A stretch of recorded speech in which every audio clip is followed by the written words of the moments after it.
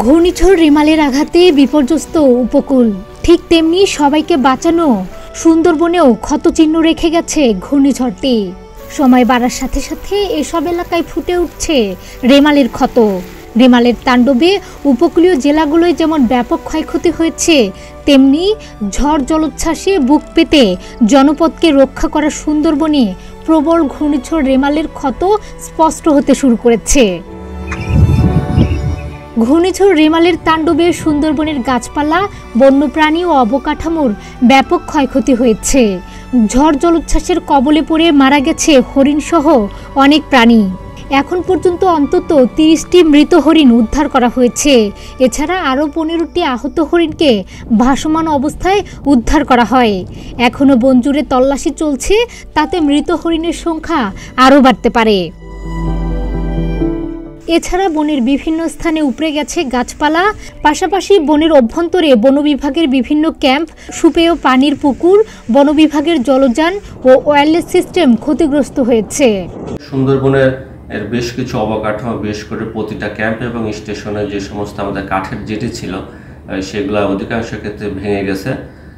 এছাড়া অন্যান্য অবকাঠামোগত কিছু ক্ষয়ক্ষতি হয়েছে, সেই বিষয়টা আমরা মূল্যায়ন করছি এবং এটা পরবর্তীতে মেরামত কিংবা পুনর্বাসনের ব্যবস্থা গ্রহণ করা হবে।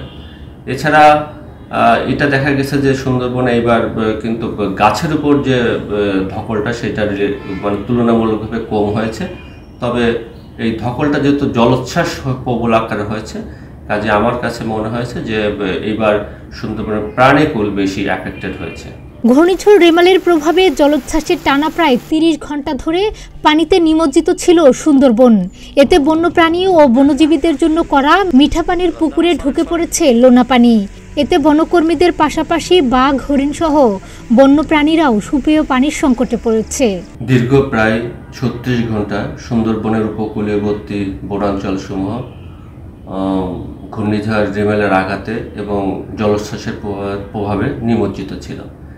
এবং এই নিমজ্জনের ফলে আমাদের বন বিভাগের পক্ষ থেকে যেটুকু প্রাথমিক প্রতিবেদন পাওয়া গেছে, সেখানে দেখা গেছে যে সুন্দরবনের অভ্যন্তরে যতগুলো আমাদের মিষ্টি পানির পুকুর ছিল, বিশেষ করে যেগুলা বন্যপ্রাণী, সুন্দরবনে যে সমস্ত বনজীবীগণ প্রবেশ করেন, এছাড়া বনকর্মীগণ যেখান থেকে খাবার পানি সংগ্রহ করেন, প্রায় সবগুলোই আমাদের পাড় ভেঙে গেছে এবং সেখানে লবণাক্ত পানিতে নিমজ্জিত হয়ে পড়েছে।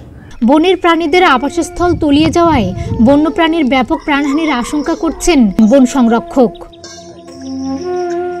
এর আগে রোববার সন্ধ্যায় 120 কিলোমিটার বেগে সুন্দরবন দিয়ে উপকূলে আঘাত হানে ঘূর্ণিঝড় রেমাল। প্রায় 36 ঘন্টা ধরে উপকূলীয় অঞ্চল ও সুন্দরবনে তাণ্ডব চালিয়েছে ঘূর্ণিঝড় রেমাল। এর প্রভাবে জলোচ্ছ্বাস হয়ে সুন্দরবনের 8 থেকে 10 ফুট পানিতে তলিয়ে যায়। ঘূর্ণিঝড় রেমালের প্রভাবে জলোচ্ছ্বাসে প্লাবিত হয় সাতক্ষীরা, খুলনা, বাগেরহাট, বরগুনা, পটুয়াখালী, ভোলাসহ কয়েকটি জেলার বিভিন্ন এলাকা। ফলে পানিবন্দী হয়ে পড়ে কয়েক লাখ মানুষ। ক্ষতিগ্রস্ত হয় রাস্তাঘাট, ঘরবাড়ি সহ নানা স্থাপনা। ডেস্ক রিপোর্ট, প্রতিদিনের বাংলাদেশ।